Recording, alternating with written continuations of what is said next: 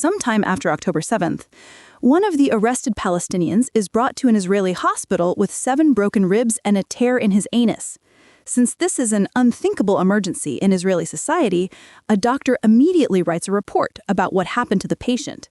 The military prosecutor's office immediately tracks down the people who did it and begins to press charges, opening up a case that our soldiers have turned out to be war criminals.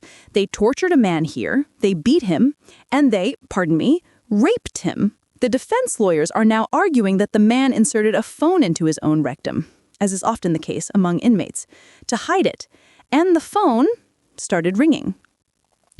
It's clear that the case is murky. I'm afraid this is one of those cases where we will never know the truth. I'll explain why in a moment. For example, it's completely unclear who this person was, because one side says he was a high-ranking terrorist, and the other says he was just some random passerby, a Palestinian who was arrested for some reason.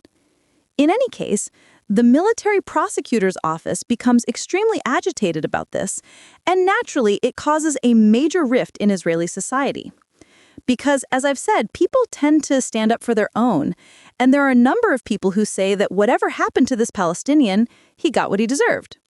The other side says, no, gentlemen, we are people here, not beasts. We differ from the Palestinians in that this is not acceptable in Israel. And I will say right away that the very fact that this discussion exists, regardless of the motives of the military prosecutor's office, is a high indicator of the maturity of Israeli civil society. Because for Israeli civil society, what happened is an absolute emergency that requires investigation, unlike in the Russian and Ukrainian armies.